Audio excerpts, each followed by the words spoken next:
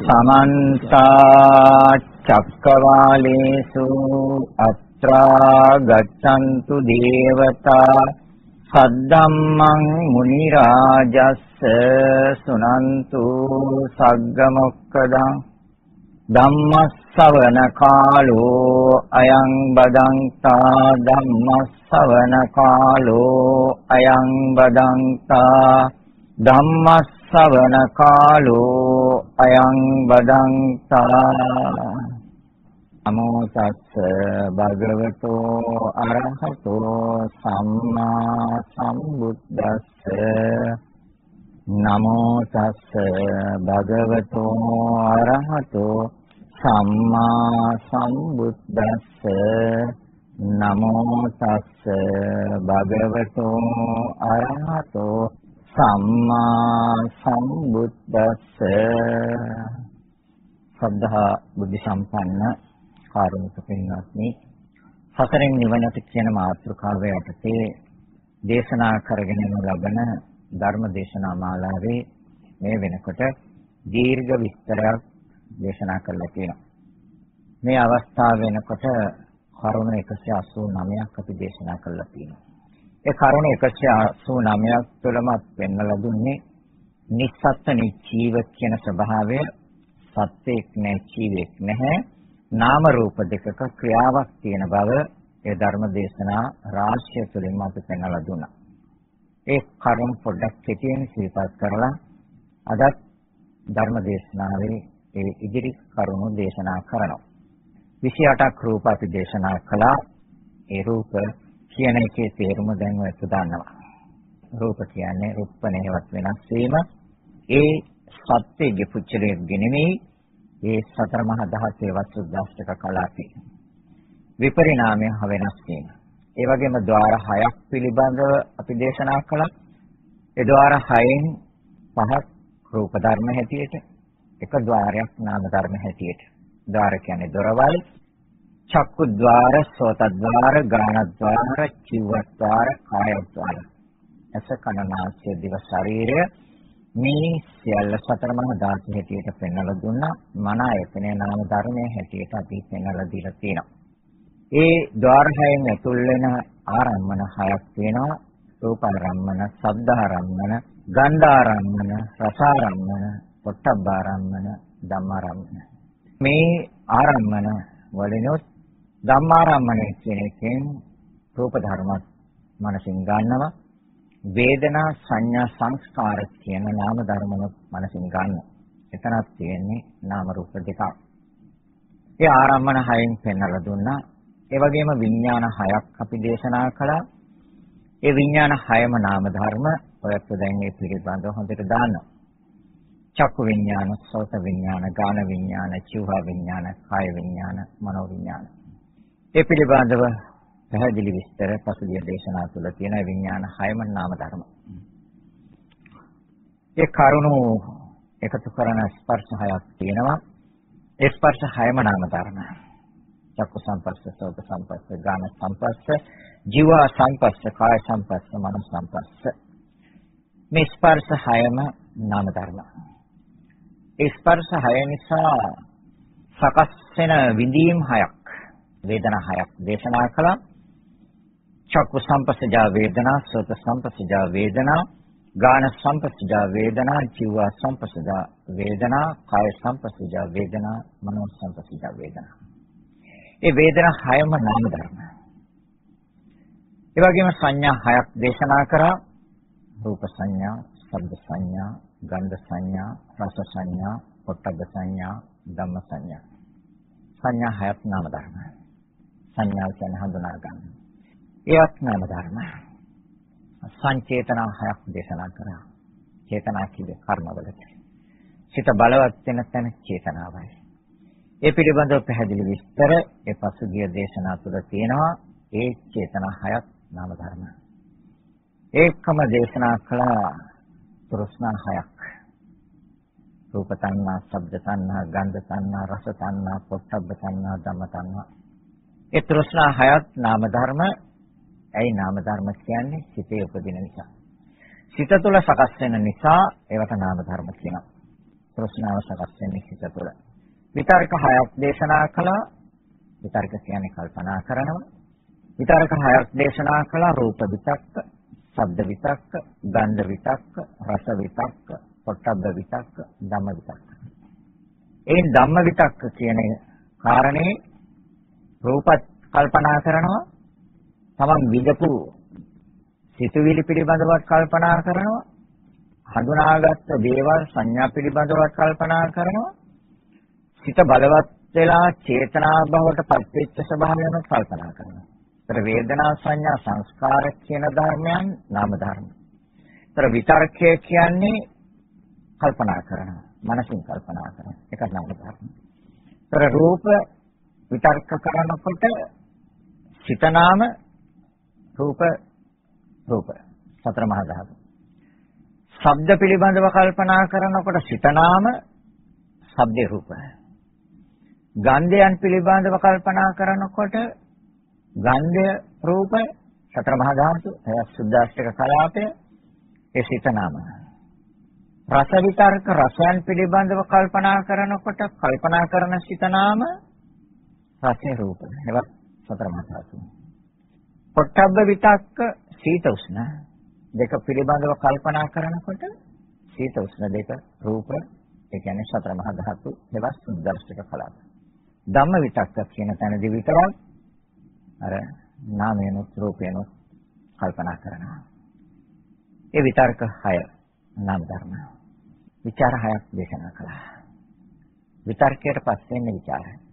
කල්පනා කරොත් සොයා බලනවා. මනසින් සිතින්. ඒතර සිතින් සොයා බලනවා රූප විචාරය. රූපයන් පිළිබඳව සිතින් කල්පනා කරපු දේ පිළිබඳව හොයනවා. එහෙනම් ශබ්ද පිළිබඳව හොයනවා. විචාරය. නාසයට දැනුණු දේ පිළිබඳව හොයනවා.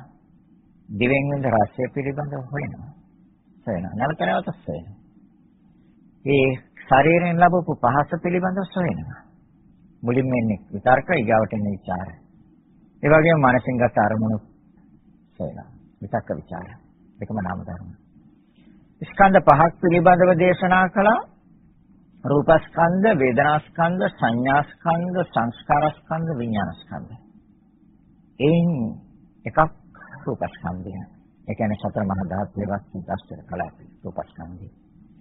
වේදනාස්කන්ධ, සංඥාස්කන්ධ, සංස්කාරස්කන්ධ, විඥානස්කන්ධ නාම ධර්ම. දැන් මේ දේශනා කරන්නේ මේ නාම රූප දෙකක්ම තියෙන බව ඔයයන්ට සහතික කරගන්න ඕන නිසායි දේශනා කරන්නේ. මොකද අපි නැති දෙයක් ගැන හෙව්වොත් කවදාවත් හම්බෙන්නේ නැහැ. අපේ මනස පුරුදු වෙලා කියන්නේ සත්‍ය වශයෙන් නැති තැනක සිට කියන්නේ. සත්‍ය වශයෙන් තියෙන තැනක සිට තිබ්බොත් මේ ධර්ම අවබෝධ කරගන්න හරි පහසුයි. ඒකයි මේ නාම රූප වශයෙන් පෙන්වන්නේ දේශනා කරන්නේ. ඒතර ස්කන්ධ පහෙන් එකක් රූප ධර්ම, හතරක් නාම ධර්ම. ඒ වගේම ආයතන 12ක් දේශනා කරන්නේ. ඇස බාහිර රූප දෙකයි. කන බාහිර ශබ්ද දෙකයි. නාසය බාහිර ගන්ධ දෙකයි. දිව බාහිර රස දෙකයි.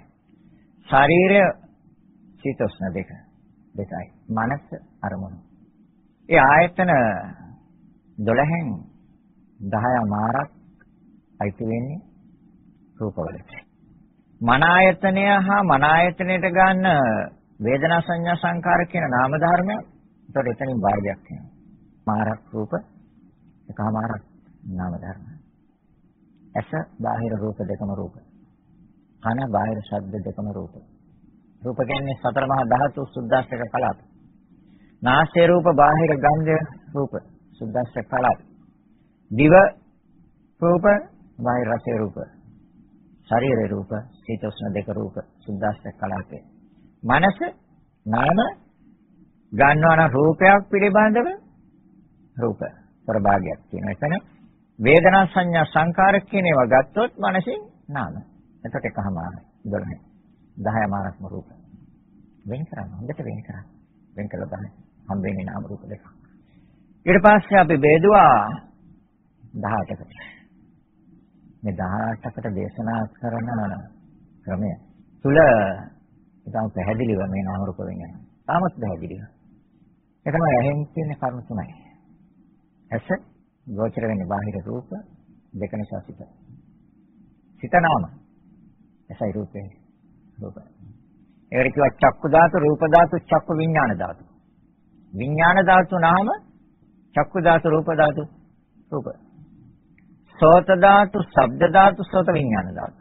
සෝත කිව්වේ කනට. ගෝචර වෙන ශබ්ද, රූප. සුද්දාස්තක කලත සතර මහා ධාතු. ඒ දෙක නිසා උපදින සිත නාම. බලන්න මේ කියන්නේ මොනවද කියලා. හැබැයි අපි කියන නොදැනීම නිසා, අනවබෝධය නිසා, නොවැටහීම නිසා, නොතේරෙන නිසා අපි මේවා ගන්න පුරුදු වෙලා තියෙනවා, දකිනවා, අහනවා, දැනෙනවා, මනසින් අරමුණු ගන්නවා කියන්නේ. එහෙම වෙන ස්වභාවයක් මේ නාම රූප දෙක තුලට නැහැ. ක්‍රියාවක් තියෙන දෙකේම. ගාන ධාතු, ගන්ධ ධාතු, ගාන විඥාන ධාතු. ගාන කියන්නේ නාසයට.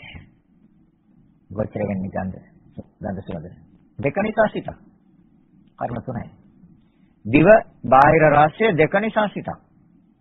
චිව විඥාන ධාතු. ඒක නාම ධර්මය, විඥාන ධාතු, දිවයි රසය, රූප ධාතු. කාය ධාතු, පොට්ටබ්බ ධාතු, කාය විඥාන ධාතු. කාය කිය ශරීරය. පොට්ටබ්බ කිය සීත උෂ්ණ දෙකට. දෙකම රූප, ඒ දෙක නිසා උපදින සිත නාම. මනෝ ධාතු, ධම්ම ධාතු, මනෝ විඥාන ධාතු. එතනදී මනෝ ධාතු නාම, මනෝ විඥාන ධාතුත් නාම, මනසෙන් ගන්න රූපයක් ගත්තොත් රූප, නාමයෙන් ගත්තොත් නාම.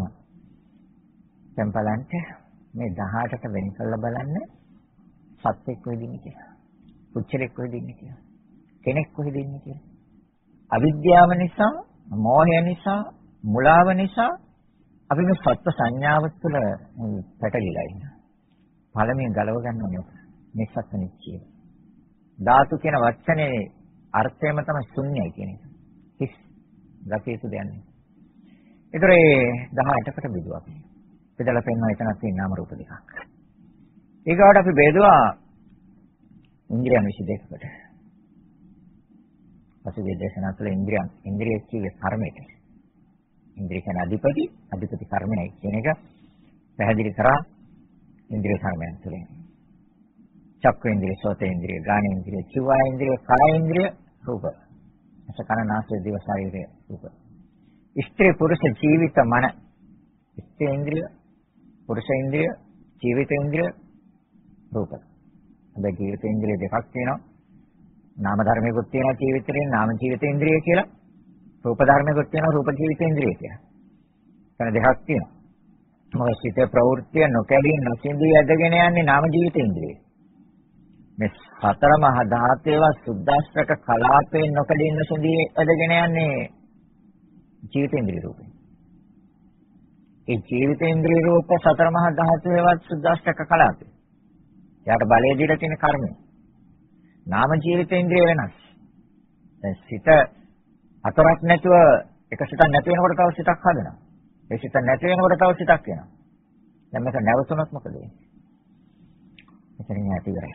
අවසානයේ කියන්නේ ඒක. ඒ නාම ජීවිත ඉන්ද්‍රියෙන් චිත්ත සංතානයෙන් නොකැඩී නොසිඳී අරගෙන යනවා. කර්මයට අර ජීවිත ඉන්ද්‍රියෙන් පාලනය කරන කර්මයට අනුරූපව. දැන් ගැඹුරු කරුණක් පස්සේ මත විස්තර කරන දැන් මේ නාම රූප දෙක වෙන් කරලා පෙන්නන්නේ. චක්කු ඉන්ද්‍රිය, සෝත ඉන්ද්‍රිය, ගාන ඉන්ද්‍රිය, චිව ඉන්ද්‍රිය, කාය ඉන්ද්‍රිය, ස්ත්‍රී ඉන්ද්‍රිය, පුරුෂ ඉන්ද්‍රිය, ජීවිත ඉන්ද්‍රිය, මන ඉන්ද්‍රිය. මන ඉන්ද්‍රිය ඒක කර්මෙන් සකස් වෙච්ච එකක්. මන කියන්නේ නාම ධර්මය. ඒකට කියන සද්ධා, වීරි, සති, සමාධි, ප්‍රඥා කියලා. ඒ පහම නාම ධර්ම. සිතේ ගොඩනගෙන සිතුවිලි වල ස්වභාවයක්. සද්ධාව කියන්නේ. වීරිය කියන්නේ මානසික ගන්න උත්සාහය. කයෙන් වැඩ කරන්න මානසික වීරියක් වුණේ නැතුව කයෙන් මුකුත් කරන්න බෑ. ඒතර ශ්‍රද්ධා, වීරි, සති කියන්නේ සිත තුළ ගොඩනගෙන ශක්තිය, නාම ධර්මයක්. සමාධි කියන්නේ සිත තුළ ගොඩනගෙන ශක්තිය. සිත ඒකාග්‍රතාවය, සිත තන්පත් බව, නවිසරණ බව, කන්නාම ධර්මයක්. පඤ්ඤා ඉන්ද්‍රිය. ඒක නාම ධර්මයක්. සිත තුළ ගොඩනගන්නේ. එහෙනම් මේ පහම නාම ධර්ම. ඊගාවට තියෙනවා සුඛ සෝමනස්ස, දුක්ඛ දෝමනස්ස දෙක. සැප බව දැනෙන්නේ සිතට. කය සැපතනක වාඩි කරලා තිබ්බට කයට සැප දැනෙන්නේ. ඒ සැප දැනෙන්නේ සිතට. ඒක නිසා සුඛ ඉන්ද්‍රිය කියනවා. ඉන්ද්‍රිය කිව්වේ කර්මය. ඒතර සෝමනස් ඉන්ද්‍රිය. මනසින් සතුට වෙනවා.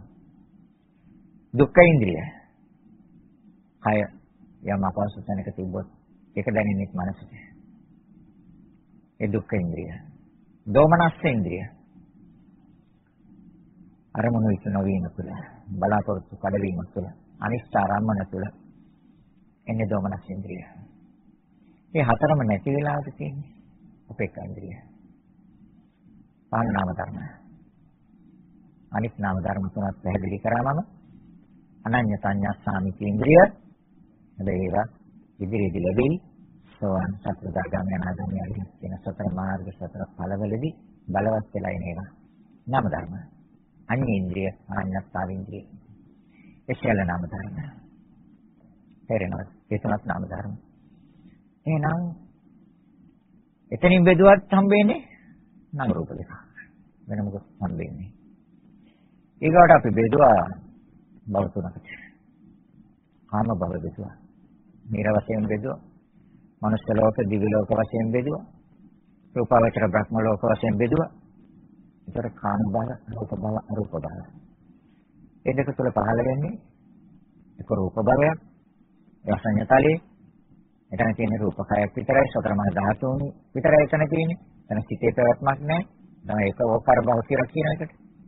දැන් රූප ධර්මයක් විතරයි තියෙන්නේ. සතර මහා ධාතුන්ගේ පැවැත්මක් විතරයි තියෙන්නේ. කල්ප 500 තුල. අනිත්‍ය අරූපාවචර භූමිය තුළ වේදනා සංඥා සංකාර විඥාන කියන හතර තියෙනවා. නාම ධර්ම. අනිත් සෑම ස්ථානවල තියෙන්නේ පංචවෝකාර බව, රූප, වේදනා, සංඥා, සංකාර, විඥාන. ඒකවෝකාර බව, චතුෝකාර බව, පංචවෝකාර බව. ආයි බව නම් මේකට පෙන්නනවා. ඒකට කාම බව, රූප බව, අරූප බව. සංඤී බව, අසංඤී බව, නේව සංඤී, නාසංඤී බව. සංඥාවක් ඇත්තෙත් නැහැ නැත්තෙත් නැහැ. ඒ නේව සංඥා නාසංඤයි කියන්නේ. ඒක නාම ධර්ම. දැන් මෙතනට එනකම් බෙදලා පෙන්නනවා මොනවද හවුන්නේ? නාම රූප දෙකක් නෙමෙයිද? නාම රූප දෙකක් තියෙනවා. ඇයි අපි මේ සත්‍ය කියලා දාගෙන ඉන්නේ? ඒකට තමයි විද්‍යාව කිව්වේ. මොහේ කිව්වේ. ඉස්සලාම එන ඥානය නාම රූප පරිච්ඡේද ඥානය. සම්මර්ෂණ ඥානය. ඒ කියන්නේ මේ ධහම විභාග කරන්න ගත්ත තැන ඉඳලා එන ඥානයක් තියෙනවා. ධර්මයේ විභාග කරන්න ගත්ත තැන ඉඳලා මනසින් විභාග කරන්න වෙන්නේ. ඒ ගත්ත තැන ඉඳලා එන ධර්මතාවයක් තියෙනවා. ඒ මනසින් විග්‍රහ කරන්න ගත්ත තැන ඉඳලා එන්නේ සම්මර්ෂණ ඥානය. සම්මර්ෂණය කරනවා, බෙදනවා, වෙන් කරනවා, විභාග කරනවා, පරීක්ෂා කරනවා, සොයනවා. ඒකට කියන්නේ සම්මර්ෂණ ඥානය. ඒ සොයා ගැනීම තුළ හම්බෙන්නේ දෙකයි. නාමංච රූපංච. වෙන දෙයක් නෑ හම්බෙන්නේ. තාක්ෂණය මොනතරම් දියුණුනත් ওই දෙකෙන් බාහිර එකක් වෙන්න හම්බෙන්නේ නෑ. සිත හා සිතුවිලි 89ක් සිත් 52ක් චෛතසික නාම ධර්ම මේ ලෝකයේ විශ්වයේ තියෙන අනෙක් සියලුම රූප ධර්ම ඒවා සතර මහා ධාතු ඒවා සුද්දාස්තක කලාපයයි. වෙන කෙනෙකුට බෙදන්න බෑ. ඒ නිසා සංක්ෂිප්ත කළ බුදුරජාණන් වහන්සේ ගත්තා කොටස් දෙකට මුළු විශ්වයම බලන්න පුළුවන් නම් හොයලා බලන්න විද්‍යාඥයෙකුට එහෙම නැත්නම් දාර්ශනිකයෙකුට ඕන කෙනෙකුට පඬිත ඕන කෙනෙකුට හොයලා බලන්න කියන ওই දෙකෙන් තොර එකක් හොයන්න බෑ. එයි නෑ. තියෙන්නේ නාම රූප දෙක. එහෙනම් මේ ස්කන්ධ පංචකය තුල තියෙන්නේ ඒක තමයි සහපික වෙන්න ඕනේ.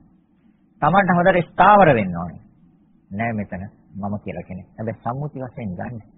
මොකද අපිට ලෝකේ ජීවත් වෙන්න ඕනේ. යම් කෙනෙකුට අපි සමාජයේදී නාම රූප දෙක මෙහෙන්ද කියලා කතා කළොත් අවුලක් වෙනවා. තේරෙනවද? එහෙම නැත්නම් සතර මහා ධාතු මෙහෙන්දකෝ කියලා කතා කළොත් අවුලක් වෙනවා. නේ? අපි සමාජයේ ජීවත් වෙන්න ඕනේ. ඒ සම්මුතිය. හැබැයි ධර්මය තුළ මනස තියෙන්න ඕනේ නිවැරදිව. සමාජය තුළ ජීවත් වෙන්න. ඒක ගැටලුවක් නෑ. දැන් බුදුරජාණන් වහන්සේ උදාහරණයක් ගත්තොත් බුදුරජාණන් වහන්සේ මේ සියල්ල දන්නවා. සියල්ල දකිනවා. නමුත් සාරිපුත්ත හාමුදුරන්ට අඬගෙනුනේ නාම රූප ටික මෙහෙන්ද කියලා නෙමෙයි. සාරිපුත්ත නෙමෙයි. මොග්ගල්ලාන හාමුදුරන්ට අඬගෙනුනේ. මොග්ගල්ලාන නෙමෙයි. නේ? ආනන්ද නෙමෙයි. ඒ සම්මුතිය තුල ජීවත් වෙනවා. හැබැයි මනස කොහෙද තිබෙන්නේ? අපේ මනස කොහෙද තිබෙන්නේ? ධර්මයේ විභාග කරන අවස්ථාවේ නාම රූප දෙක තුල තියෙයි. එතනින් එහාට කියන්නේ අර පරණ සංඥාවට වෙදෙනවා. නෑ. නිවැරදි සංඥාව තුළ ඉන්නවා. සමුති ජීවත් වෙන්නේ. ධර්මයේ කියන්නේ පරමාර්ථය. එයි පරමාර්ථ ධර්ම විභාග කෙරුවොත් විතරයි මේ ධර්මයේ තේරුම් ගන්න පුළුවන්. අපි ඊට පස්සේ හොයන්නේ මේ නාම රූප දෙකට මොකද වෙන්නේ කියන කාරණේ අපි හොයන්නේ. පුජ්‍යලයකට වෙන දෙයක් හොයන්න එපා. කවදාවත් හම්බෙන්නේ. ඒ නැති දෙයක් ගැනනේ හොයන්නේ. හම්බෙන්නේ. නාම රූප දෙකට මොකද වෙන්නේ? සතර මහා ධාතුව සුද්ධාෂ්ටක කලාපයට මොකද වෙන්නේ? මේ සිතුවිලි වලට මොකද වෙන්නේ? ඒක හොයන්නේ. අන්න හම්බෙනවා දහම. එතකොට තථාගතයන් වහන්සේ දේශනා කරපු දහම ලස්සනට දැర్శණය වෙනවා. මොකන්ද? හේතු ඵල. යම් තැනක හේතුවක් තියනවාද? ඵලයක් හට ගන්නවා. ලෝකෙ කිසි කෙනෙකුට කියන්න බෑ නෑ කියලා. නිවන හැර අනිකුත් සියලුම දේවල් හේතු ප්‍රත්‍යයෙන් හට ගන්නවා. හේතු කිව්වේ මූල ධර්ම වලට, ප්‍රත්‍ය කිව්වා උපකාර ධර්මයට. හේතු ප්‍රත්‍ය ප්‍රත්‍යෝපන්න. මම එකක් විතරක් කියනවා. සංකා විතරණ විසුද්ධියේදී මේ හේතු ප්‍රත්‍ය ඊටම පැහැදිලිව දේශනා කරනවා. එකක් විතරක් කියනවා. හේතු. දැන් කණයි ශබ්දය නිසා සිතක් හැදෙනවා. ඒතර කණයි ශබ්දය හේතු. හරිද? ඵලය සත විඥානය. එහෙම ගන්නත් පුළුවන් වර්තමාන භවයේදී. තේරෙනවද? දැන් කන හැදිලා තියෙන බුදුරජාණන් වහන්සේ දේශනා කරන පුරාණ කර්මයක්. ඒතර කනයි මේ භවයට නෙමෙයි පෙර භවයට. ඒක නෑ එහෙන කෙනක් තින්නේ නෑ එහෙන කෙනක් තින්නේ. යාන්තමට එහෙන කෙනක් තින්නේ. තුන් දෙනාම ඉන්නේ. නේ? ඔව්. එතකොට ඒ ස්වභාවය සකස් කරලා දුන්නේ කවුද? දෙවියන් වහන්සේ නවෝ කියනවා නම් කියන්නේ දෙවියන් වහන්සේ නවෝ කියනවා මේක හරි අසාධාරණයි. කෙනෙකුට හෙන්නටි කළා මේවල තියෙනවා අම්මටයි තාත්තටයි හෙනවා. දරුවට හෙන්නේ. එක්ක අම්මටයි තාත්තටයි හෙන්න දරුවට හෙනවා. නැද්ද? එක්ක යන්තම් හෙනවා. එක්ක හෙන්නෙම නෑ. එක්ක හොඳට හෙනවා. ඒක හරි අසාධාරණයි. නේ? හේතුඵල. ඒතකොට එහෙනම් කන සකස් වෙන මූල හේතුව කර්මය. ඒ තමයි හේතුව. කර්මය හේතුව. ඒතකොට ප්‍රත්‍ය ඇහැ කියන එක සම්මුතියක්. ප්‍රත්‍ය කියන්නේ උපකාර ධර්මය. සතර මහා ධාතු සුද්දාස්ස කලාපේ. හේතු ප්‍රත්‍ය ප්‍රත්‍යෝපන්න ඒ නුපන් ධර්මය. ඇස. ඒකෝද දැන් ඇස ගැන අපි දැන් මගේ ඇහැ කිව්වොත් හරියද? දැන් හේතු ප්‍රත්‍ය ප්‍රත්‍යෝපන්න කියලා ගත්තොත් හරියද? හේතු මූල ධර්ම පෙර භවයේ කරගත්ත කර්මයයි. එතකොට මේ භවයේ ඇහක් නිර්මාණය කළේ සතර මහා ධාතුව සුද්දාෂ්ට කලාපය. ඒ ප්‍රත්‍ය ධර්මය. හරිද? ප්‍රත්‍යෝපන්න.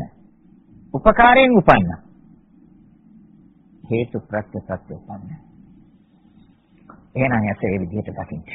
ඔය එකක් කිව්වේ සංකාර විතරන විසුද්ධිය සියල්ලම කියනවා. දැන් පැහැදිලිද එතකොට? ඉතින් ඇස කියන්නේ රූප ධර්මයක්. සතර මහා ධාතුනේ ප්‍රත්‍ය උනේ. දැස කියන සම්මුති නාමයක්. ඒකට මේ වර්තමාන භවයේ සුද්දාස්තක කලාපයේ සතර මහා ධාතු. කර්මය කියන්නේ නාම ධර්මයක්. කර්මය කියන්නේ සිතේ ඇති වෙච්ච ස්වභාවයක් නේ පෙර භවයේ. ඒ කර්මයට අනුරූප වනේ මේක සකස් වුනේ. ඒතර කර්මයට බෑ ඇහැක් හදන්න. කර්මයේ මුල් වුණා. ප්‍රත්‍ය උනේ සතර මහා ධාතු. එතකොට හේතු තියෙනවා මූල ධර්මයේ හැටියට කර්මය, ප්‍රත්‍ය ධර්මයේ උපකාර වෙච්ච ධර්මයේ හැටියට තියෙනවා සතර මහා ධාතුවේ සුද්දාස්තක කලාපේ ඒන් උපන් ධර්මයේ හැ. දැන් හරි. එතකොට බුදුරජාණන් වහන්සේ ඉදිරිපත් කරපු න්‍යාය හරිද? කවුරු හරි නම කිව්වොත් හරි. නුවණින් ගන්න හරිද? වැටෙන බුද්ධියට. ඒකයි හේතුඵල ධර්මයක් කියන්නේ. දැන් එකයි කියන්නේ.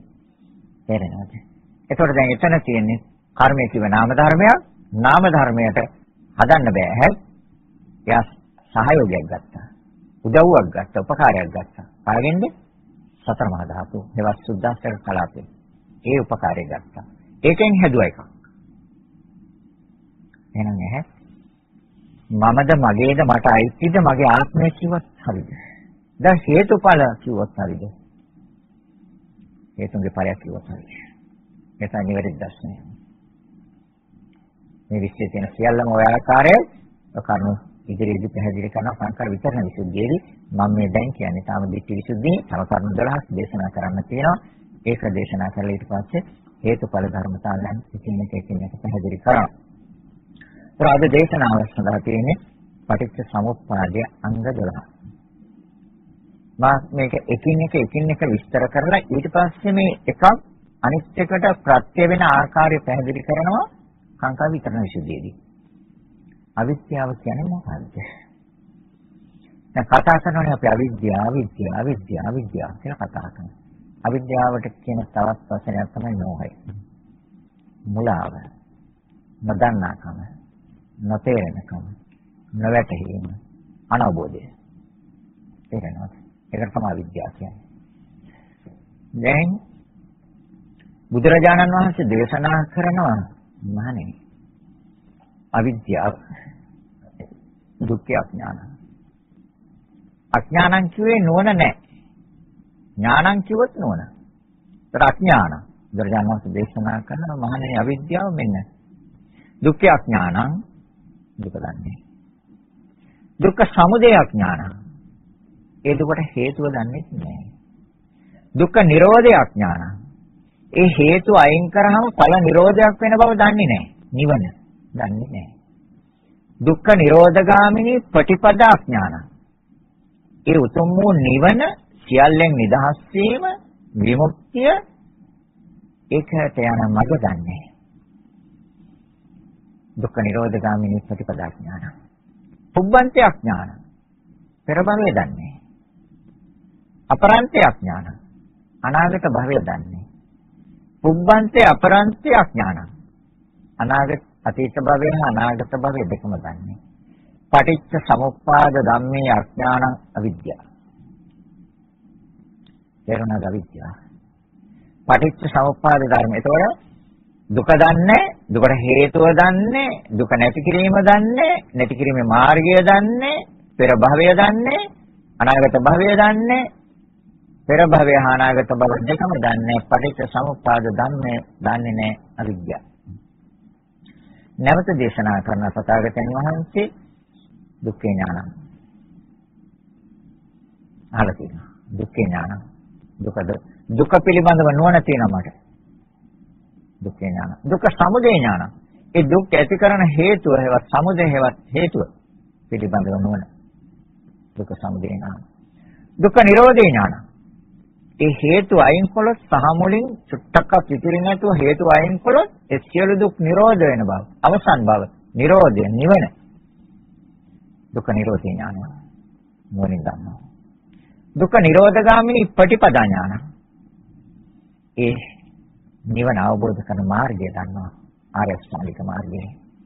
සම්මා දිට්ඨි, සම්මා සංකප්ප, සම්මා වාචා, සම්මා කම්මන්ත, සම්මා ආජීව, සම්මා වායාම, සම්මා සති, සම්මා සමාධි. ලෞකික නෙමෙයි ලෝකෝත්තර පැත්ත. ඔගේ පැති දෙකක් තියෙනවා. ආර්ය අෂ්ටාංගික මාර්ගයේ ලෞකික පැත්තකුත් තියෙනවා. ලෝකෝත්තර පැත්ත නේ කියන්නේ. චතුරාර්ය සත්‍යයෙන් කියන්නේ. පුබ්බන්තේ ඥාන.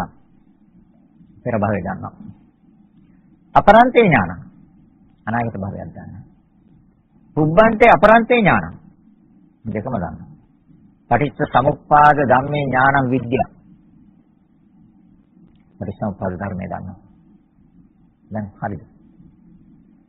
දැන් එතකොට මම කිව්වා දෙකක් මම පෙන්වුවේ ඒකයි. මොකද්ද? හේතුඵල ධර්මතාවය. ඒතකොට හේතුඵල ධර්මතාවය අවබෝධ කරනකොට පෙර භවය පිළිබඳව නුවණ එනවද නැද්ද? මම කියන්නේ කර්මය හේතු වෙන්නේ කියන්නේ. ඇසටත් බුදුරජාණන් දේශනා කරන අස පුරාණ කර්මයක්. නාසය පුරාණ කර්මයක්. දිව පුරාණ කර්මයක්. ශරීරේ පුරාණ කර්මයක්. හෘද වස්තු පුරාණ කර්මයක්. ස්ත්‍රී පුරුෂ භාවය පුරාණ කර්මයක්. මේවා කර්මයක් කියනවා. එහෙනම් හේතු. හැබැයි ඇස කන නාසය දිව ශරීරය හෘද වස්තු ස්ත්‍රී පුරුෂ භාවය සුද්දාස්ස කලාපිතයි. ඒ හැඩය ඒ ස්වභාවය කොහොමද සකස් කළේ? කර්මය. හැබැයි කර්මයට ඒව හදන්න බෑ. ඒ සඳහා ප්‍රත්‍ය කරගත්තා, උදව් කරගත්තා, උපකාර කරගත්තා සතර මහා ධාතු. සතර මහා ධාතු උපකාර කරගත්තේ කොහොමද? මේ පරිසම්පාදයේදී මම කියනවා. අනහොත් චුට්ටක් දැනගන්න. අපි දන්නා නැත්නම් මේ වෛද්‍යවරුන් හොඳටම දන්නවා. දරුවෙක් පිළිසිඳ ගන්න කර්ම තුනක් සම්පූර්ණ වෙන්න ඕනේ. දරුවෙක් කුසට එන්න කර්ම තුනක් සම්පූර්ණ වෙන්න ඕනේ. ඒ කර්ම තුනෙන් එකක් අඩු වුණොත් දරුවෙක් පිළිසිඳ ගන්න නැහැ. කර්ම තුන තමයි මව යුක්ත වීමෙන් පිළිසිඳ වෙන්න ඕනේ. මව්පිය දෙන්නගේ සම්බන්ධයක් ඇති වෙන්න ඕනේ. මව යුක්ත වීමෙන් පිළිසිඳ වුණත් මව්පිය දෙන්නගේ සම්බන්ධයක් ඇති වුණත් දරුවෙක් කුසට එන්නේ නැහැ. එන්නේ චුත වෙච්ච සත්‍යයේ ප්‍රතිසන්දි විඥානයේ යුක්තාණුවට සම්බන්ධ වෙන්න ඕනේ. මව ගන්න ආහාරයෙන් ස්ත්‍රී ඩිම්බ සකස් වෙනවා.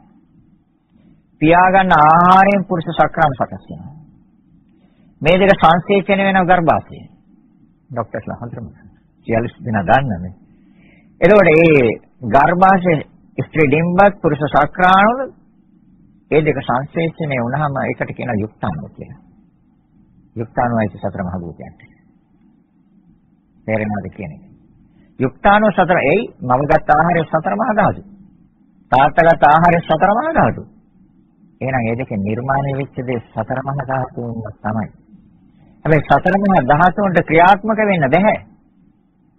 කර්මය ඇවිල්ලා මේකට සම්බන්ධ වෙනවා.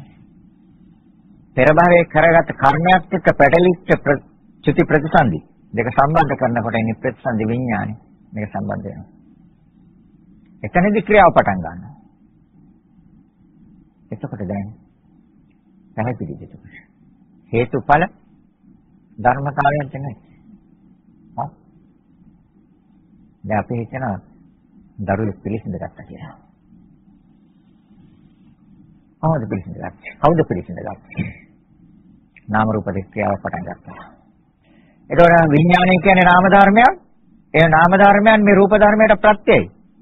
ප්‍රත්‍ය ගැන උපකාර වුණා. අර ගර්භාෂයේ සකස්ච්ච යුක්තාණුව සතර මහා භූතය ඒකට ප්‍රත්‍ය වුණා නාම ධර්මය. දැන් ඒකට මොකද පටන් ගත්තේ? නාම රූප දෙක ක්‍රියාවක් පටන් ගත්තා. හැබැයි ඔකට කියන දරුවේ පිළිසිඳාරන් කියන්නේ. නෑ. උපන්දිනේ දන්නවද? මං කියනවා කිසි කෙනෙක් උපන්දිනේ දන්නේ. මම දන්නේ නැහැ. ඔය දෙක සම්බන්ධ වෙච්ච දවසේ උපන්දිනේ.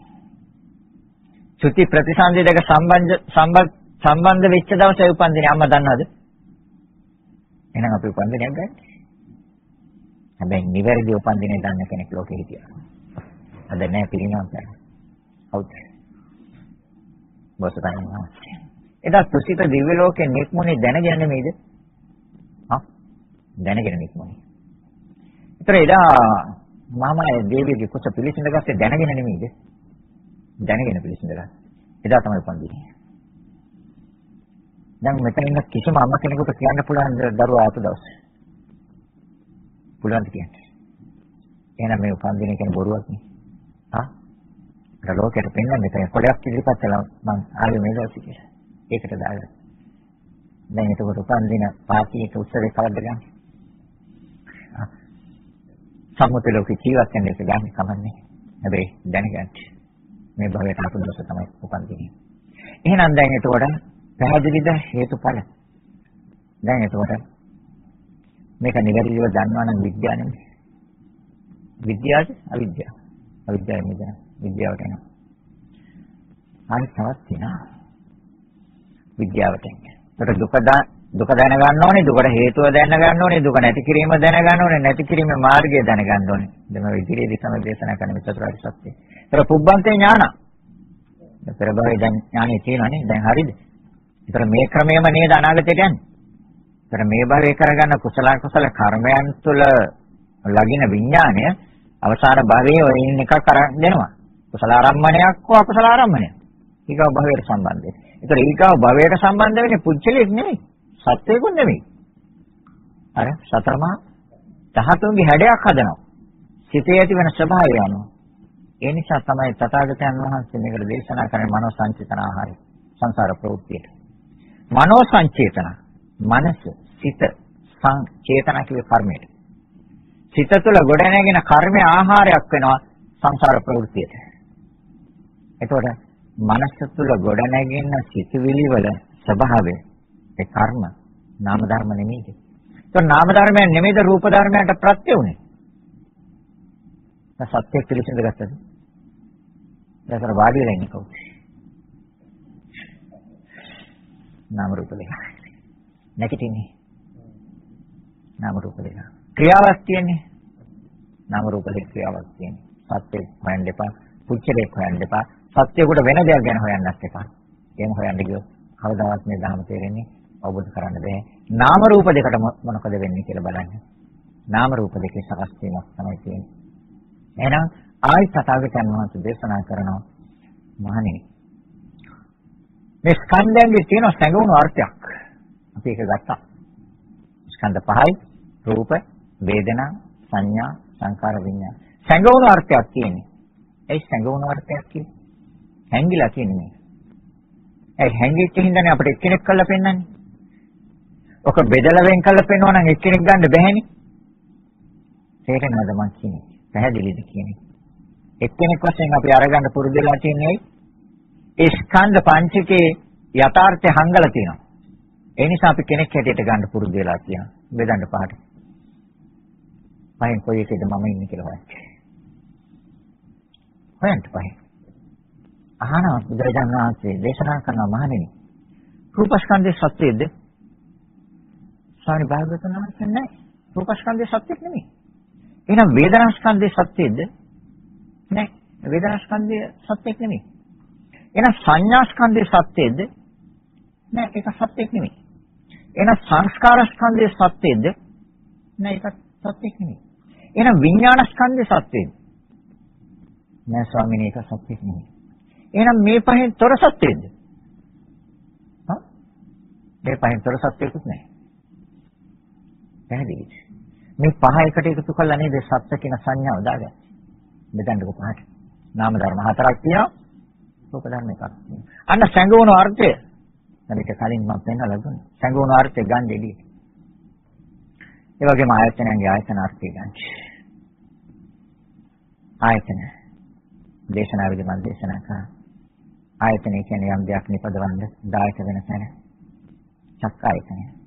එයාට තනියෙන් දෙයක් නිපදවන්න බෑ. එයා ගන්න ආධාරයක්. බාහිර රූපයක්.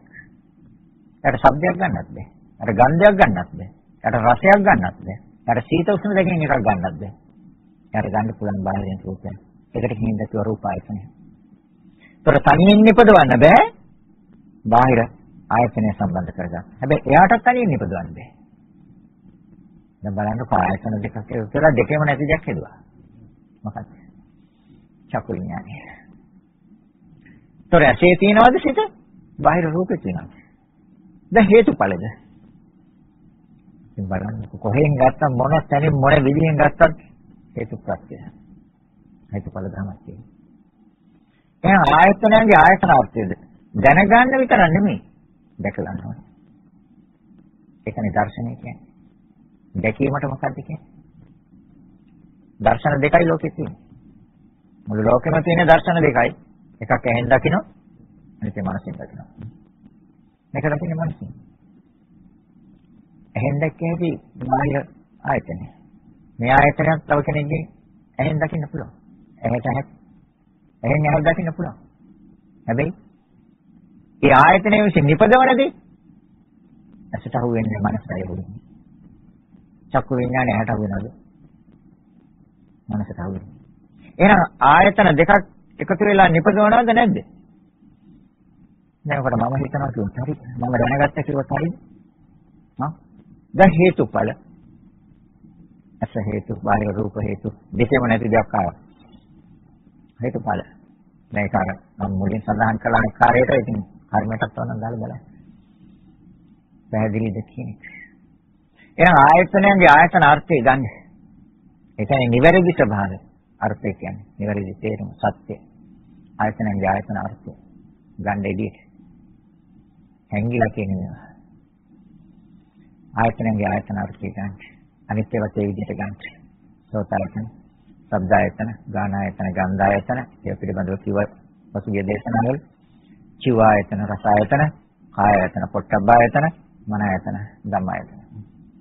ආයතන මොනවද කරන්නේ කියලා බලන්න. මන ආයතනේ මනස බාහිර නාම රූප දෙක පිළිබඳව හිතනවා. ඒ තුල ගොඩනගෙනවා සිතක් මනෝ විඥාන. හේතුඵල නෙමෙයි. මනස බාහිර ධම්ම එක රූප එක නාම ධර්මයන්. ඒ දෙකෙන් එකක් මනසට ගන්න මනෝ විඥාන.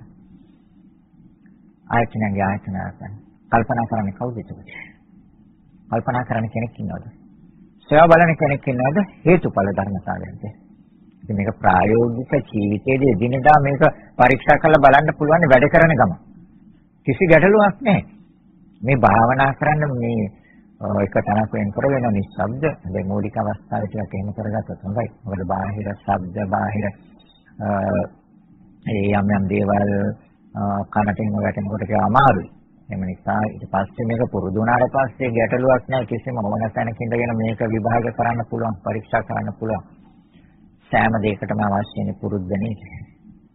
දැන් ડોක්ටර්ස්ලා ඒ අවශ්‍ය කරන උපකරණ අරගෙන ශෛල්‍යාගාරයට යන්නේ පුරුද්ද හින්දා නෙමෙයි. පුරුදු නැති කෙනෙක් ඔක ඇතුළට යවුවොත් මොකද වෙන්නේ? ලෙඩ ඔක්කොම ආචාරයකට දාන්න. නේ? පුරුදු මේකත් පුරුද්දෙන් තමයි. තේරෙනවද? එහෙනම් මේක පුරුදු කරන්න ප්‍රායෝගිකව බලන්න ප්‍රායෝගික ජීවිතේදී මෙහෙම නෙමෙයිද වෙන්නේ කියලා. හොඳට හොයලා බලන්න. ඒ නිසා තමයි තථාගතයන් වහන්සේ දේශනා කරන්නේ මහණෙනි මේක දැනගන්න විතරක් නෙමෙයි දැක ගන්න ඕනේ. එයි දැනගත්තාම ඉන්නේ අනුමාන ඥානයක්. දැක ගැනීම තුළ ස්ථාවර ඥානයක් වෙනවා. ස්ථිරයි. ප්‍රත්‍යක්ෂ ඥානයක් වෙනවා. ආයි වෙනස් කරන්න බෑ. කිසි කෙනෙකුට වෙනස් කරන්න මම දැකලා තීරණය කරන්නේ. මම දන්නවා මේක මෙහෙමයි වෙන්නේ. ඒ සත්‍ය අවබෝධය. තේරුණා? එහෙනම් ආයතනයන්ගේ ආයතන අර්ථය ගන්න. හොඳට. ධාතුන්ගේ නිස්සත්ත්ව නිචීව ස්වභාවය ගන්න. ඇස කියන්නේ සත්‍යයක් නෙමෙයි, බාහිර රූප කියන්නේ සත්‍යයක් නෙමෙයි, දෙක නිසා උපදින සිත කියන්නේ සත්‍යයක් නෙමෙයි. හිස් දෙයක්. එයි මේකේ ආයත චිත්තක්ෂණ 17යි. චිත්තක්ෂණ 17යි ඇයි අවශ්‍ය? තර බාහිර රූපය අවශ්‍ය චිත්තක්ෂණ 17යි. ඒ දෙක නිසා උපදින සිතේ අවශ්‍ය චිත්තක්ෂණය. ක්‍රියාවක් තියෙනවා. අතිශය වේගෙන් සිද්ධ වෙන ක්‍රියාවක් තියෙනවා. එහෙනම් ආයතනයන්ගේ ආයතන අර්ථය ගන්න. මේ ධාතුන්ගේ නිස්සත්ත්ව නිචීව සත්‍යයක් නෑ, පුච්චරයක් නෑ, හැබැයි ක්‍රියාවක් තියෙනවා. නාම රූප දෙකේ.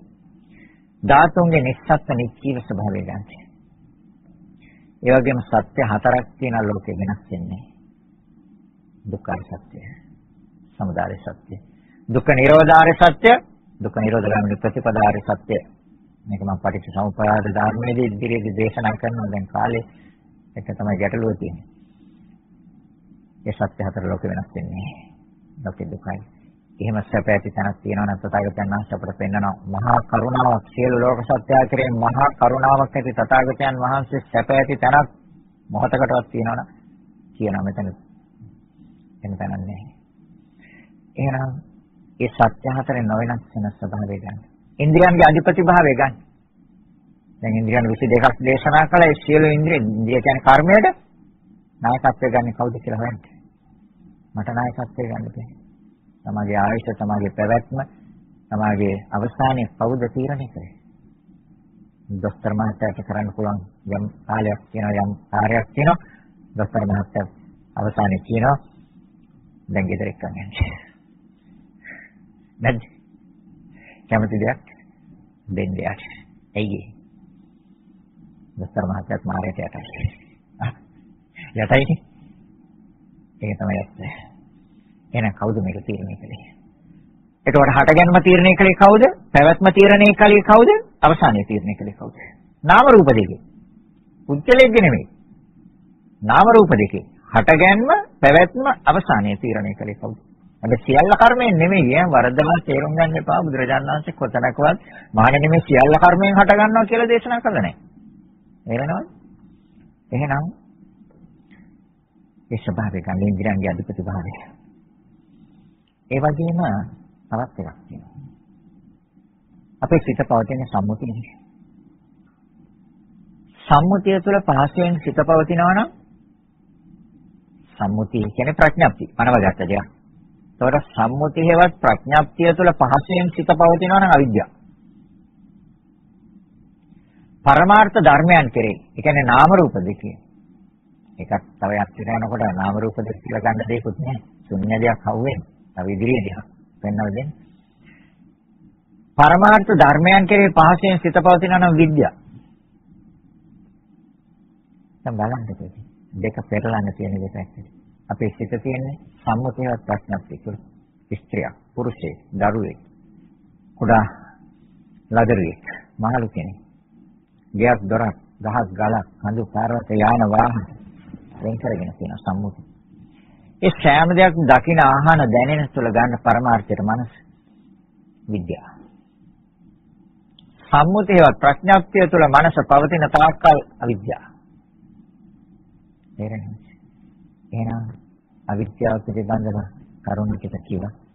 කාල වේලාව අවසන් වෙලා තියෙනවා.